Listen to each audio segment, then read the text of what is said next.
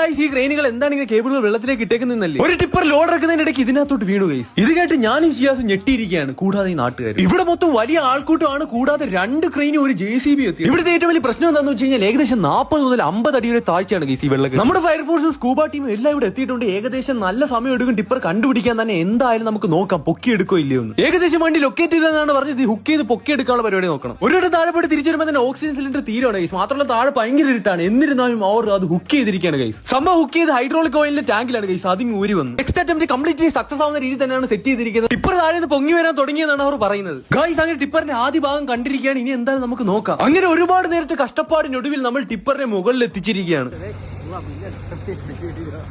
സത്യം പറഞ്ഞു കഴിഞ്ഞാൽ ഇത്ര ആളുള്ള ഒരു സ്ഥലമാണെന്ന് നമ്മളിത് കണ്ട ഒരിക്കലും പറയില്ല. അങ്ങനെ ഒരുപാട് ആൾക്കാരുടെ കഷ്ടപ്പാടിനും പ്രയത്നത്തിനൊടുവിൽ നമ്മൾ ടിപ്പറിനെ കരയ്ക്ക് എത്തിച്ചിരിക്കുകയാണ് ഗൈസ്. ഇങ്ങനെ തലകീഴായിട്ട് കിടക്കുന്ന ഒരു ടിപ്പറിനെ എന്റെ ജീവിതത്തിൽ ആദ്യമായിട്ടാണ് ഗൈസ് കാണുന്നത്. ലാസ്റ്റ് പൊക്കിയ ടിപ്പറിനെ വടം വലിക്കുന്ന കണക്കാണ് ഗൈസ് വലിച്ച് നൂത്ത് നിർത്തിയത്. അങ്ങനെ വെള്ളത്തിനടി പോയി റംസാൻ ടിപ്പറിനെ എല്ലാവരും കൂടെ ചേർന്ന് തിരിച്ചെത്തിച്ചിരിക്കുകയാണ് ഗൈസ്.